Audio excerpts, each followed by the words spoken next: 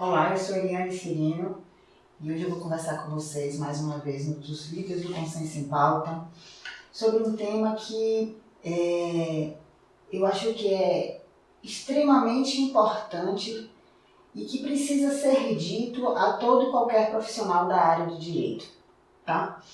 Principalmente aos advogados.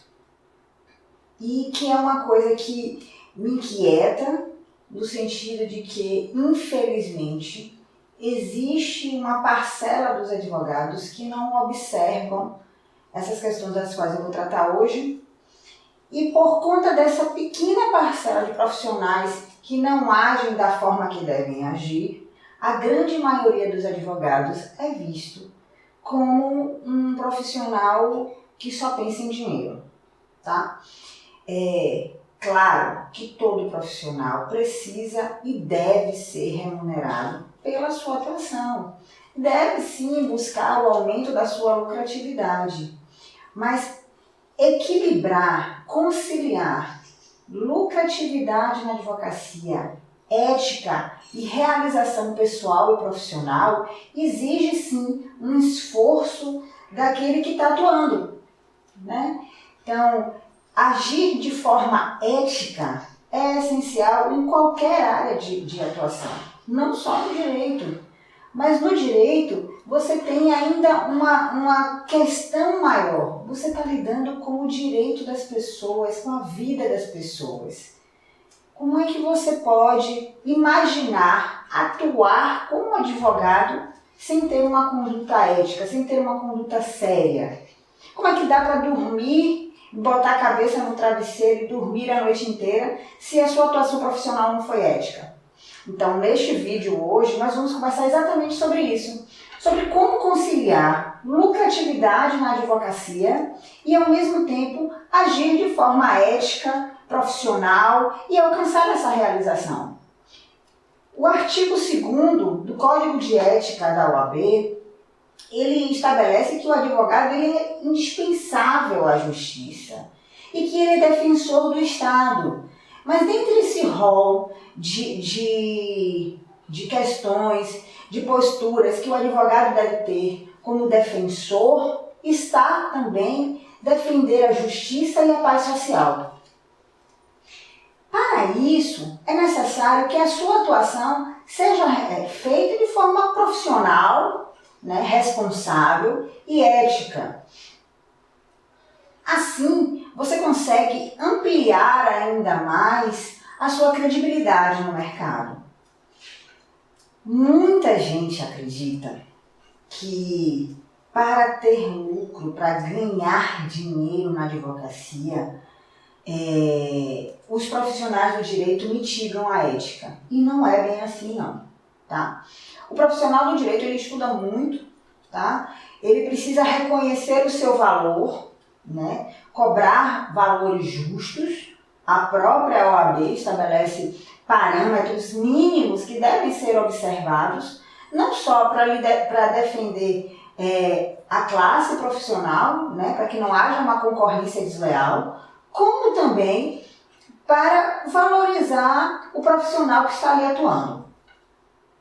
Mas como é que eu faço, Eliane? Como é que eu faço para aumentar os meus lucros como advogado e, ao mesmo tempo, agir de forma ética, sem precisar de ardis, de nada disso? Aí eu vou remeter vocês para uma outra questão.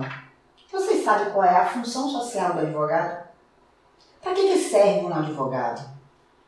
Não é para achar brecha jurídica, eu lhe garanto isso.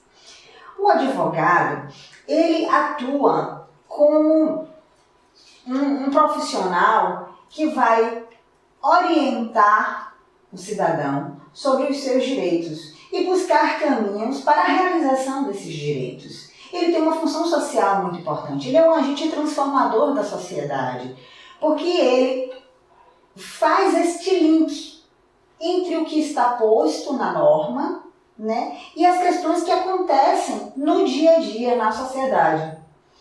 Ao fazer esse link, ele atua de uma forma muito incisiva dentro da sociedade.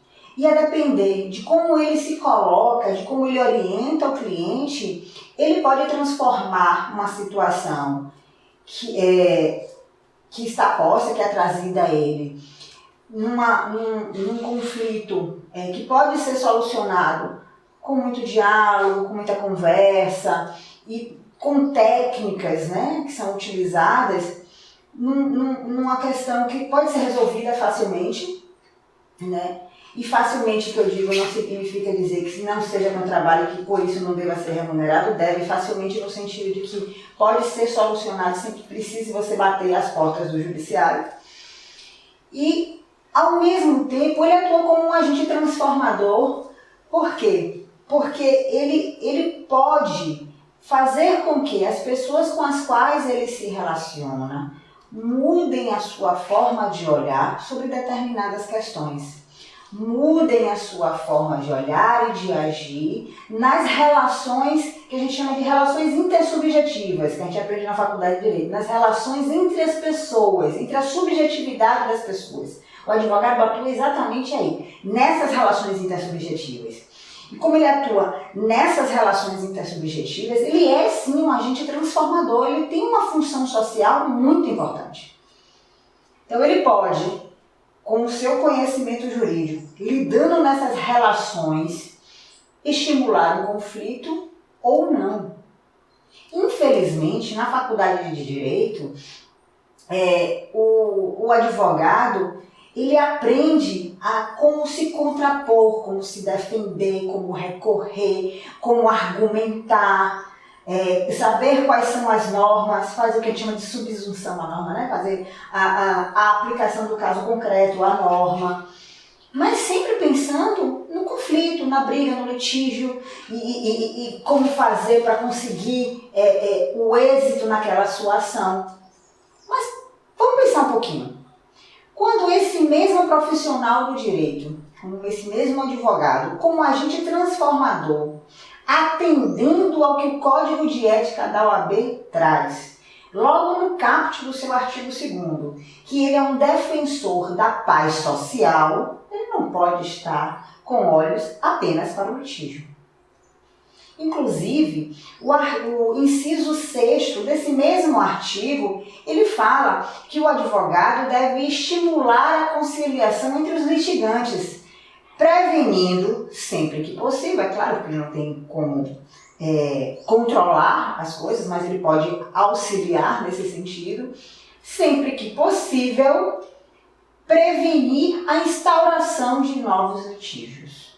Ora, se o próprio Código de Ética da OAB diz que o advogado ele deve defender a paz social, como é que ele vai fazer isso sem precisar entrar com uma ação?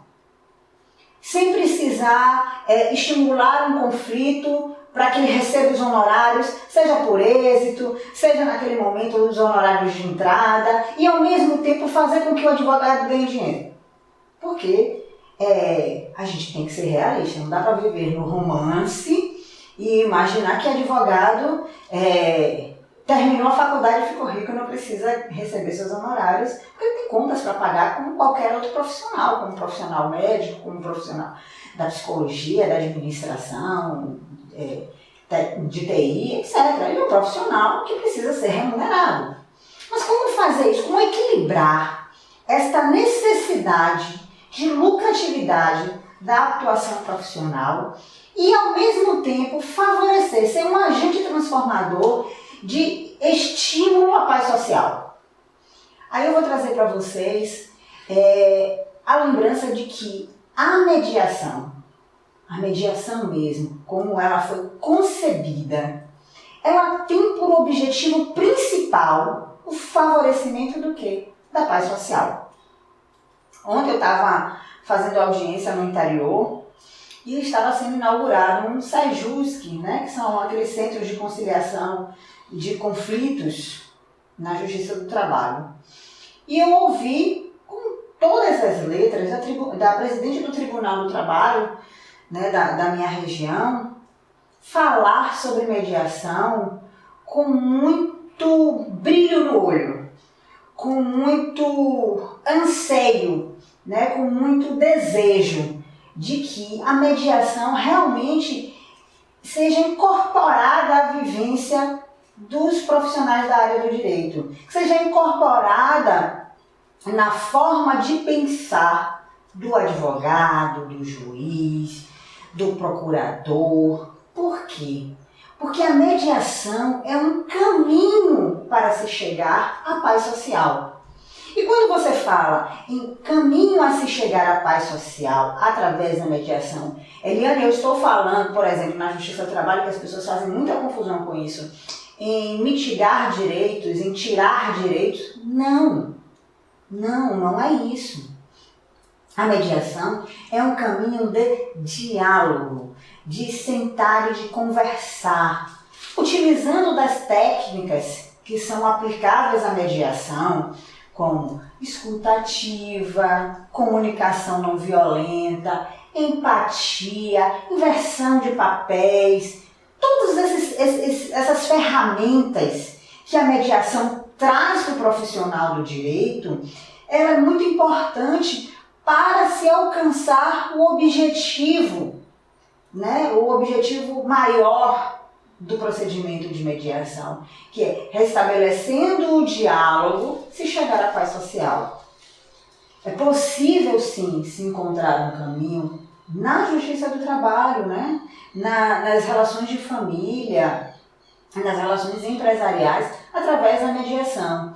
E com isso, o advogado, só porque sentou e conversou e aplicou aquelas técnicas, ele não entrou com ação, ele conseguiu resolver a questão ali no escritório dele mesmo, ele não vai ser remunerado por isso? Vai sim, vai ser remunerado, porque isso é conhecimento.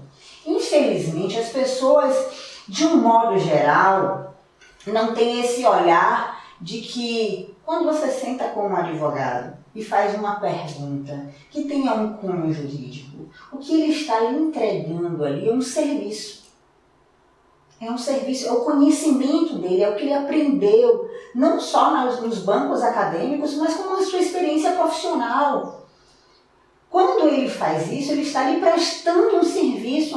Ah, Eliane, mas ele sentou ali, conversou comigo, conversou com o outro lado, e a gente chegou num acordo. Nem precisou fazer um termo, porque eu me comprometi, a pessoa se comprometeu, embora o ideal seja que seja formalizado, né? Para que você tenha uma segurança jurídica, mas isso a gente pode falar num outro vídeo. Mas aquele trabalho de sentar, de conversar com as partes, é um serviço. E como serviço que o profissional está lhe prestando, ele precisa sim ser remunerado. Quando um advogado busca fazer, por exemplo, um divórcio consensual, entra em contato com as partes, senta, conversa, negocia, utiliza das técnicas, sabe? Conversa com o seu cliente, conscientiza dos riscos, conscientiza de qual seria o melhor caminho, orienta. Esse é um serviço que ele está dando. Ainda que se desista, vamos supor que as partes se reconciliaram, não precisou ser feito o divórcio consensual. O advogado não vai ser remunerado por isso? Sim, vai. São as horas de trabalho dele, é o serviço que ele prestou, é o conhecimento dele que lhe foi entregue. E por conta disso, ele é remunerado. Então veja, se você pode utilizar deste caminho que é a mediação, um caminho ético, um caminho que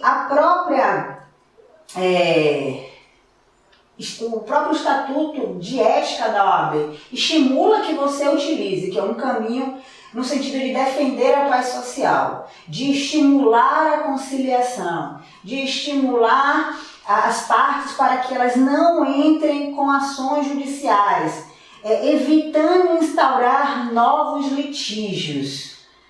E você, ao mesmo tempo, ser remunerado por todo esse conhecimento que você utilizou para isso, você potencializa as suas possibilidades de ganhos. E potencializa por quê?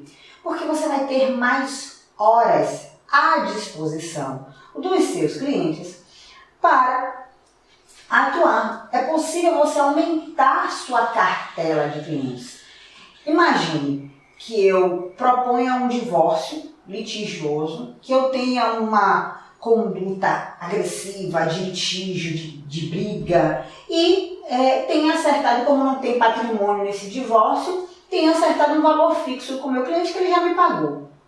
E aí eu entro com ação na justiça e fico nesse divórcio litigioso por anos e anos e anos. Vai para a audiência, volta para a audiência, corre para ali, diligencia o processo e fala com o cliente, e atende ele, porque ele te liga, porque ele te manda mensagem. Olha quantas horas o profissional está colocando à disposição do cliente. Agora imagine, será que você dá conta de, nessa postura de litígio, atender quantos clientes te ligando o tempo todo, te demandando, olha o processo, tá andando, não tá andando, eu preciso que veja isso, tem audiência aqui, tem audiência acolá. Ok? Pense no seu dia, quantas horas você teria à disposição para fazer isso? Quanto de desgaste, né, físico e emocional isso lhe traria? Pensou? Agora vamos fazer diferente. Pense que você, como profissional, foi procurado para fazer um divórcio e que não existe bens e que você foi remunerado para isso. E, utilizando técnicas de mediação, você consegue conversar com seu cliente, estabelecer o que de fato ele quer, quais são os seus interesses, o que há de posição naquilo ali, o que há de realidade que tem fundamento jurídico, sabe, que tem respaldo jurídico, que você pode conseguir, que você não pode conseguir, porque esse é o primeiro passo nessa atuação dessas técnicas de mediação para o advogado. Eu não estou falando dele como mediador, estou falando do advogado, numa prática colaborativa. E aí ele pega, marca, liga para o colega que está do outro lado, senta, dialoga, conversa, marca uma reunião, aplica as técnicas. Olha, a fala é muito importante. Como ele se porta na mesa com o colega, como ele se coloca com a outra parte, isso sim pode solucionar um conflito. E aí, aquele divórcio que poderia ficar anos e anos na justiça, que começou como litigioso, ele termina mais cedo. Você tem menos horas à disposição daquele cliente por conta daquele serviço para o qual você foi remunerado. E com isso você tem a oportunidade de conseguir outros clientes. Você vai ter mais tempo à disposição. A qualidade do seu serviço é diferenciada. Você vai ter como conversar. Você vai poder responder de uma forma mais célere o seu cliente. Dar a resposta que ele pretende, né? Porque, esqueça, não fique pensando que cliente gosta de ter processo. Cliente gosta de resolver o problema dele. Se você consegue resolver o problema dele em menos tempo, com menos desgaste emocional, você é um excelente profissional. Esqueça isso de que ter muitos clientes, de que ter muito processo na justiça é uma advocacia de sucesso. Não, não é. Ser bem remunerado pelo trabalho que você faz, entender que é possível sim conciliar, equilibrar lucratividade na advocacia e uma atuação ética como agente de transformação social, leva o profissional para um caminho de realização. E aí eu me refiro não apenas de realização profissional, me refiro também a uma realização pessoal. Porque, por mais que as pessoas digam que aquele que escolhe o direito escolhe para ganhar dinheiro, não deixa de ser uma verdade, porque todos nós, e aí todo ser humano precisa, o dinheiro tem quem diga que é um mal necessário, né? Precisa para pagar as contas, ele é necessário para você viver, comprar comida, pagar conta de luz, enfim. O profissional do direito, sim, também tem sonhos. Sim, ele gostaria de ajudar na realização na concretização de uma sociedade mais humana, mais pacífica, com mais justiça social, né? Isso não é um olhar romântico, mas infelizmente, quando você entra na faculdade de Direito e que você se vê envolvido por todas aquelas técnicas, aquelas formas de atuar, de litigar, de brigar, de defender, de qual ação que você entra, qual ação que você não entra, de direito, o que cabe, o que não cabe, de recurso, muitos profissionais acabam se perdendo. E aquele sonho de agente transformador da sociedade vai ficando guardadinho na gaveta e empoeirado. Mas eu digo a você, é possível sim desengavetar esse sonho, trazer ele para perto de você, atuando de forma ética e ser remunerado por isso, ter lucro com isso. Isso não é algo romântico, isso é algo real. Se, quando o Código de Ética da OAB foi criado, se existia esse estímulo, já se falava sobre isso, imagine agora com a lei de mediação, nós temos uma lei que trata sobre a mediação, sobre a forma de atuação de atuar na mediação, sobre a mediação judicial, sobre a mediação extrajudicial. Hoje, aquele instrumento de alcance da paz social, ele foi normatizado. Então a gente pode pegar aquele sonho antigo que está lá empoeiradinho na gaveta, tirar ele de lá, colocar junto da gente e, atuando de forma ética, conseguir pagar as suas contas. Eu espero que você tenha gostado desse vídeo. Até o próximo encontro.